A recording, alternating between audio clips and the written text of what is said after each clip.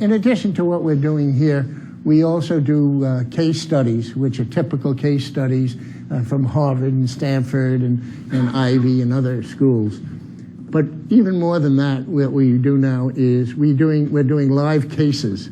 For example, the CAM that's working on now is divided into teams, and they're looking at current business day problems for companies such as Yahoo, Tesla Motors, MGM, and so that they get to see what problems the real world are occurring, and they're going to try to solve them. And we'll see how much that they can be creative on cases like this. One of the interesting things also is the cross-referencing with the law school, which has worked very, very, very well for us. We create in-class problems for them. Ron is going to talk about a project that we're about to embark on with the law school, which is also very important. Our students have created their own clubs. There are entrepreneurship clubs, there's consulting clubs, and they're running it, not us. And it's their ideas, and they are our future. What we've got to do is give them enough education, enough experience to make those futures very, very successful. One of those projects that they're doing this time is very interesting for the MBA, because they'll actually have a chance to come out and visit the incubator out there under the direction of Bill Bean. They've met with him, and they're going to have an opportunity to meet with the people who are occupying the incubator, but they'll get to see something that otherwise is just a foreign concept to them. We also have a major business plan competition. To be candid with you all, we've been constrained cash-wise with the awards for the last few years since we started that program, where as you'll see in the use of funds section, we're looking to raise some significant monies to have a world-class business plan competition. Last year,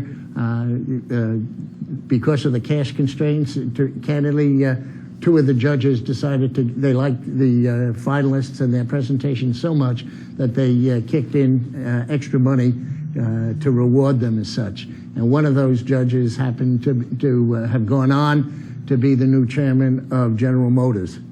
So again, we're bringing in the right people, and the students are learning and they're listening to what's happening.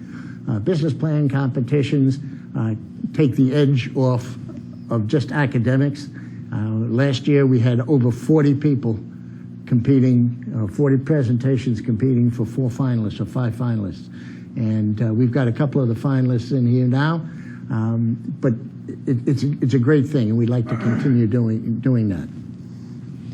But what Dick has described has really taken us probably 4 or 5 years to kind of put together, and it's gone through an evolution. What we've really done this year is try to add on to that list by doing some things that are rather different. We'll talk a little bit later about the need for participation on the part of our alums and our friends of the college who have been successful. And so we need to create more opportunities. This year, we initiated a Tuesday afternoon lecture series.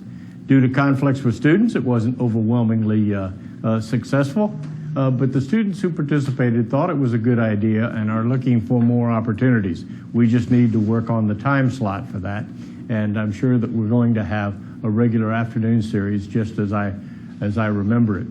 The second thing is we followed the pattern of the executive in residence, and we set out to put in an entrepreneur in residence. We had selected our first entrepreneur in residence, but it went wrong. Well, you never can control anything. Some of you know a gentleman from California named Bill Harlan, who's considered one of the major wine kings, and he had agreed to be the entrepreneur in residence. And the same week we had him scheduled, he wound up winning the Wine Spectator of the Year award, which in his business is a big thing. So he's put us off for a bit. However,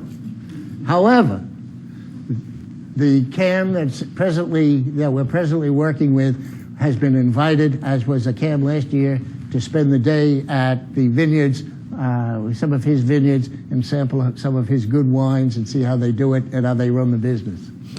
That's a trip not to be missed. I keep saying to Dick, we got to put off the evaluations for this course until after we go to Harlan's. That's just too good a time. A couple of other things that we've trying this year.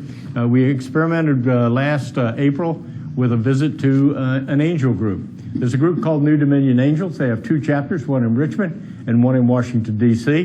The one in Richmond meets at on the second Monday of every month, and the one in Washington meets on the second Tuesday of every month.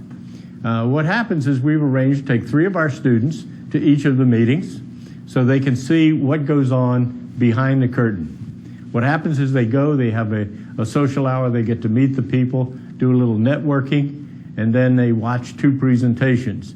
Once the presentations are over, they dismiss the presenters. The students get to stay with the angels, participate in the discussion, and give their opinions, just like any other angel, as to the value of this particular business idea.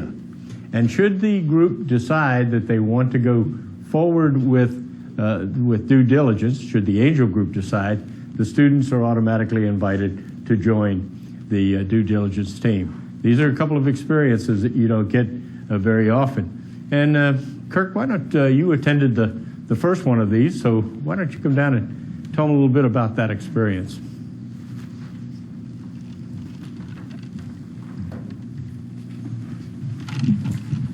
Good afternoon. My name is Kirk Roberts. I'm a second-year MBA student in here.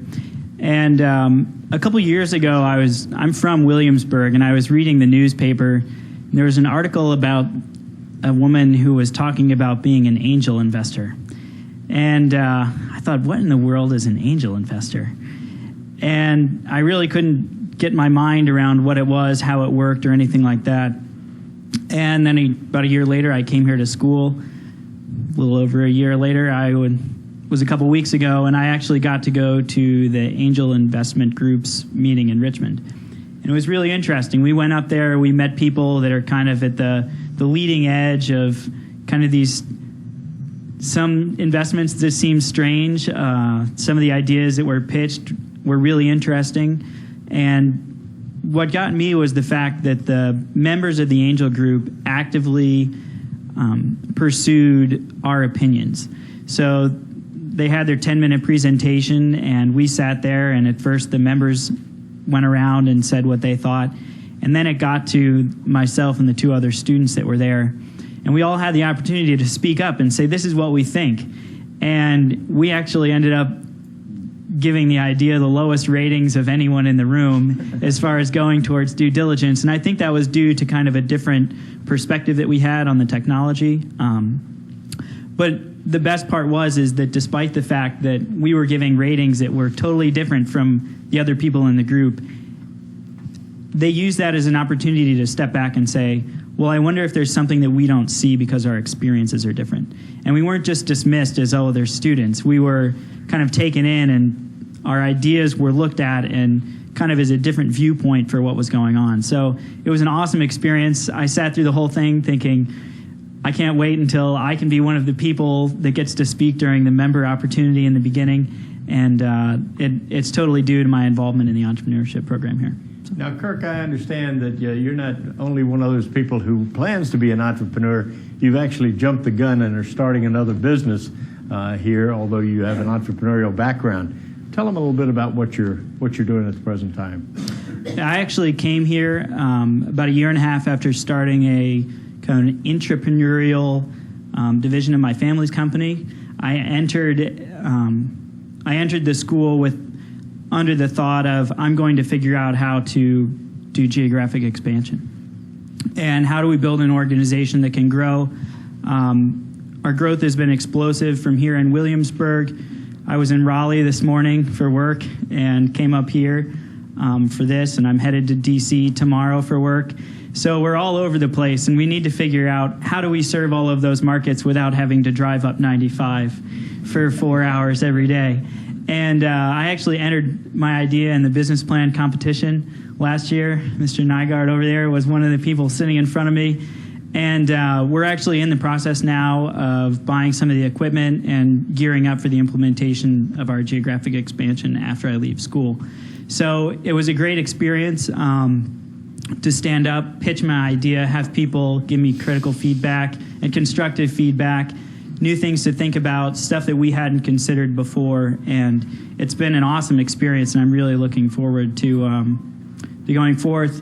And I have a new idea, actually, for this year. I was speaking to a client this morning, and he had come up with this idea, and he said, I don't know what to do with it.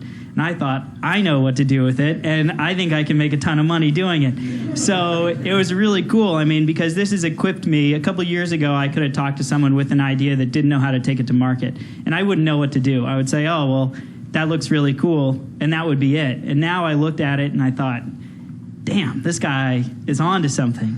And this is a problem that tons of people have, and he's got a solution, but doesn't know how to turn it into a solution for everyone. So, But you do. I think I do, and I'm going to try to do it this CAM and Just see what doesn't remember happen. that the rule number one in the CAM is cash is king, queen. Cash is king. And There the we go. second rule is focus, focus, focus. Yeah. Get the one up and running. Yeah. So, thank you guys. Thank you. Thank you. Nice job.